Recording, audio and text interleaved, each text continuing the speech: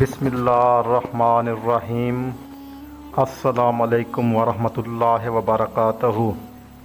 محترم ناظرین، آج کا ہمارا موضوع ہے امر بالمعروف اور نہی عن المنکر کی حکمت۔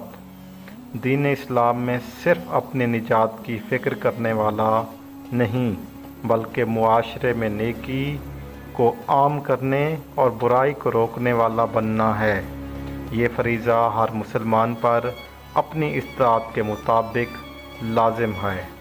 آئیے اس سلسلے میں رسول اللہ صلی اللہ علیہ وآلہ وسلم کی ایک عظیم حدیث مبارک سنتے ہیں اور اس پر انشاءاللہ العزیز عمل کرنے کی کوشش کریں گے۔ اس سے پہلے آپ سے ایک ریکویسٹ ہے کہ اگر آپ نے ہمارا چینل ابھی تک سبسکرائب نہیں کیا تو ہمارا چینل سبسکرائب کر دیں، بیل آئیکن کے بٹن کو دبا دیں اور ویڈیو کو لائک اور شیئر کرنا ہرگز نہ بھولیے گا۔ چلتے ہیں آج کی حدیث مبارکہ کی طرف۔ حدیث مبارکہ اردو ترجمہ۔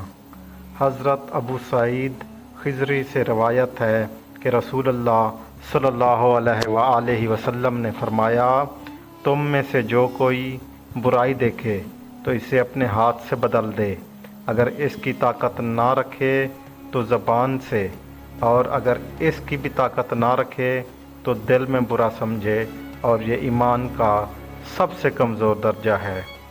تشریح۔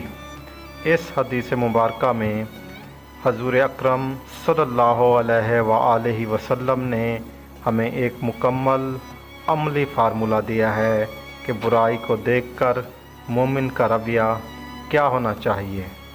ہاتھ سے روکنا اگر کسی کے اختیار میں ہو، جیسے حکمران، قاضی، والدین، ذمہ دار شخص، تو ایسے عملی طور پر اس برائی کو اپنے ہاتھ سے روکنے کی کوشش کریں۔ نمبر 2، زبان سے برا سمجھنا اگر براہ راست روکنا ممکن نہ ہو تو نصیحت اور اچھے الفاظ کے ذریعے سمجھانا چاہیے۔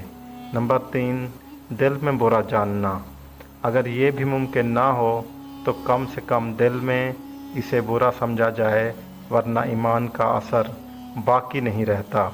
یہ اصول ہمیں بتاتا ہے کہ اگر ایک مسلمان کو معاشرے میں خاموش تماشائی نہیں بلکہ حق کی آواز اور نیکی کا داعی بننا چاہیے۔ امر بالمعروف اور نہی عن المنکر میں حکمت، نرمی اور مصلحت کا خیال رکھنا بھی بہت ضروری ہے تاکہ اصلاح کا مقصد پورا ہو سکے۔ اپنے آس پاس آپ نے لوگوں کو نیکی کی دعوت دینی ہے اور برائی سے روکنا ہے۔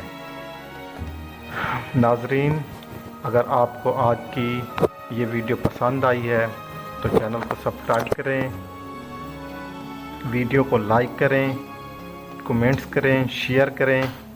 جزاک اللہ۔ اللہ حافظ۔